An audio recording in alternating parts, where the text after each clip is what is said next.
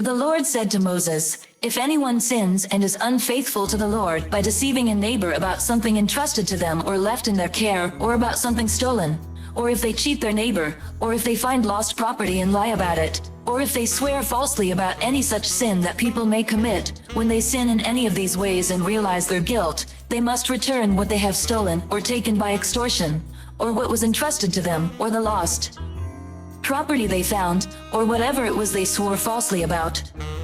They must make restitution in full, add a fifth of the value to it, and give it all to the owner on the day they present their guilt offering. And as a penalty they must bring to the priest, that is, to the Lord, their guilt offering, a ram from the flock, one without defect and of the proper value. In this way the priest will make atonement for them before the Lord, and they will be forgiven for any of the things they did that made them guilty.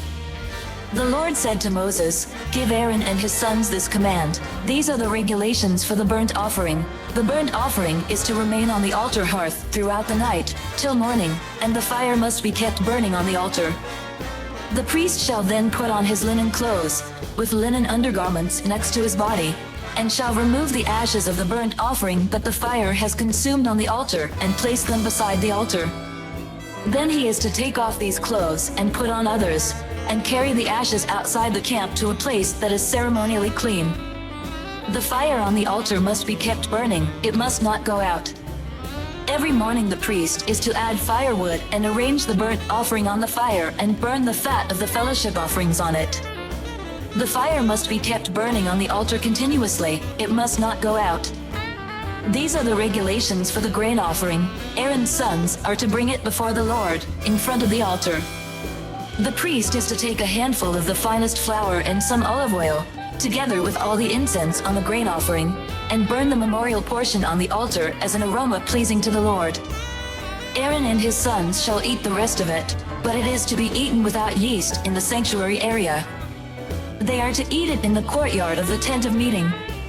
It must not be baked with yeast. I have given it as their share of the food offerings presented to me.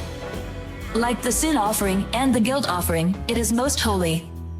Any male descendant of Aaron may eat it. For all generations to come it is his perpetual share of the food offerings presented to the Lord. Whatever touches them will become holy. The Lord also said to Moses, "This is the offering Aaron and his sons are to bring to the Lord on the day he is anointed, a tenth of an ephah of the finest flour as a regular grain offering, half of it in the morning and half in the evening. It must be prepared with oil on a griddle, bring it well mixed and present the grain offering broken in pieces as an aroma pleasing to the Lord. The son who is to succeed him as anointed priest shall prepare it. It is the Lord's perpetual share and is to be burned completely. Every grain offering of a priest shall be burned completely, it must not be eaten." The Lord said to Moses, "Say to Aaron and his sons, these are the regulations for the sin offering.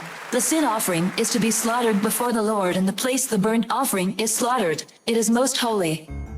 The priest who offers it shall eat it. It is to be eaten in the sanctuary area, in the courtyard of the tent of meeting.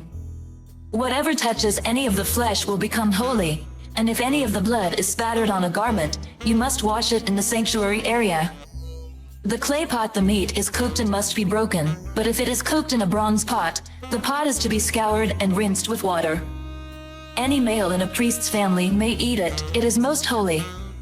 But any sin offering whose blood is brought into the tent of meeting to make atonement in the holy place must not be eaten, it must be burned up."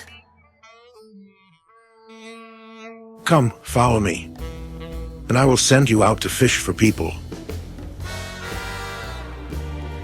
I hope and I pray that the Spirit of God, the Almighty, is with you, and that His Son and His Holy Spirit bless you and your family throughout eternity.